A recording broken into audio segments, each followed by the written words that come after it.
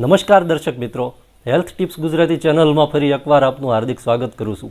મારા બધા જ દર્શક મિત્રોને ભગવાન સ્વસ્થ રાખે એવી પ્રાર્થના સાથે મિત્રો આજે એક એવી વનસ્પતિ તમને બતાવવા માટે જઈ રહ્યો છું, જે વનસ્પતિનો ખાસ કરીને જે કોરોનાની બીજી લહેર ગઈ ત્યારે એનાથી હજારો લોકોના જીવ બચી ગયા છે.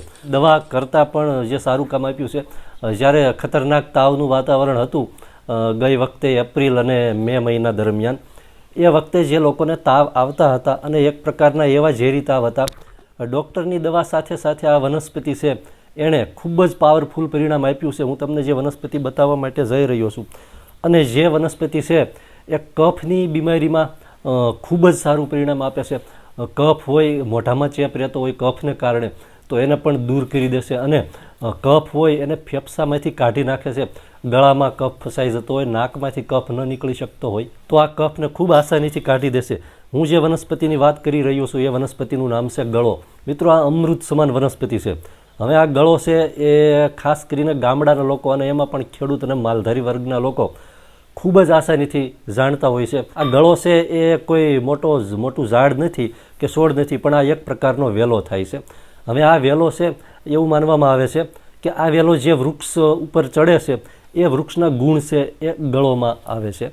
એટલે લીમડા ઉપર જે નીકળેલી ગળો હોય છે, લીમડા ઉપર થયેલી ગળો, એને શ્રેષ્ઠ માનવામાં આવે છે, કારણ કે આ ગળોની અંદર લીમડાના ગુણ પણ સમાઈ જાય છે.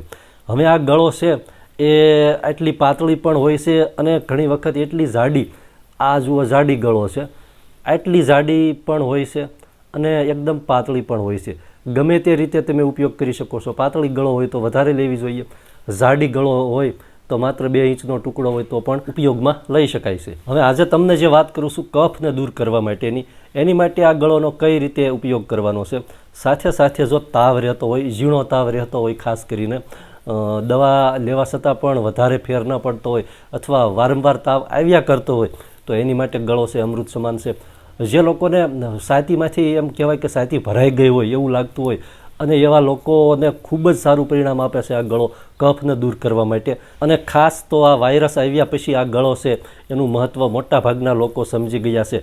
અને મોટા શહેરોમાં, સિટી જે મુંબઈ જેવા સિટી હોય છે એની અંદર આ ગળો છે એ વેચાતી મળે છે. મતલબ કે આ ગળો છે એ લેવા માટે પૈસા ખર્ચવા પડે છે. પણ ગામડાની અંદર રહેતા લોકો ખૂબ આસાનીથી જાણે છે કે આ ગળો છે એ ઢગલાબંધ રીતે મફતમાં મળે છે. ગામની બહાર તમે સહેજ પાદરમાં સીમમાં નીકળો એટલે ઠેર ઠેર તમને લીમડાના ઝાડ ઉપર આ ગળો છે એ ઢગલાબંધ દેખાય છે. હવે આ ગળોનો કઈ રીતે ઉપચાર કરવાનો, તો એની માટે આવી જાડી અથવા આનાથી થોડી પાતળી હોય તો પણ ચાલશે. 2 કે 3 ઇંચ જેટલો ટુકડો લેવાનો છે ગળોનો, અને 1.5 કે 2 ગ્લાસ જેટલા પાણીમાં આ જે 3 ઇંચ જેટલો ટુકડો છે એના નાના નાના ટુકડા કરી અને પાણીમાં નાખી અને એની અંદર 2 કે 3 જેટલા તુલસીના પાન નાખવાના છે. અને આ પાણીને બરાબર ઉકાળવાનું છે. માત્ર 2 જ વસ્તુ, બીજી કોઈ વસ્તુ ઉમેરવાની નથી. પાણીને બરાબર ઉકળવાનું છે. પાણી અડધું થઈ જાય ત્યાં સુધી ઉકાળી લેવાનું છે. અડધું પાણી બળી જાય અને અડધું રહે પછી આ ઉકાળો છે સહેજ ઠંડો રહે, ચા જેટલો ગરમ રહે ત્યારે આને ધીમે ધીમે પી લેવાનો છે. આ ઉકાળો પીવાથી કફની સમસ્યા મટી જાય છે.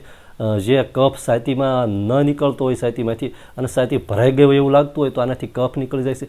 સાથે સાથે આ જીર્ણ જ્વર એટલે કે જે તાવ, ઝીણો તાવ રહેતો હોય, જતો ન હોય, તો એની માટે પણ આ ગળો છે એ અમૃત સમાન છે. અને તાવની બીમારી માટે આ ગળો ખૂબ જ ઉપયોગી છે. એ સિવાય ઘણી બધી બીજી બીમારીઓમાં પણ ગળો ઉપયોગી છે. પણ હાલની અંદર જે કફની સમસ્યા સર્જાઈ રહી છે એને દૂર કરવા માટે ગળોનો આ ઉપચાર ખૂબ જ કારગર છે. અને એ સિવાયનો જે બીજો ઉપચાર છે એ પણ કફની સમસ્યા મટાડવા માટે જે ઉપચાર છે, જેની અંદર તમારે આ જ રીતે ગળો છે એનો ઉકાળો બનાવવાનો છે, નાના નાના ટુકડા કરી અને તુલસીના પાનની જગ્યાએ 1 ચમચી દેશી મધ નાખી અને આ ઉકાળો છે એ પી લેવાનો છે.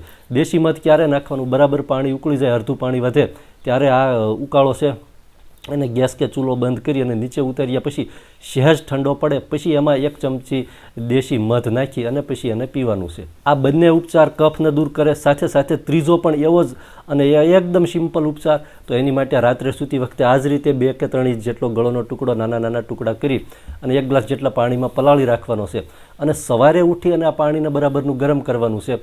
પાણી 20 થી 30% જેટલું ખાલી બળી જાય ત્યાં સુધી ઉકાળી અને પછી આને પી લેવાનું છે.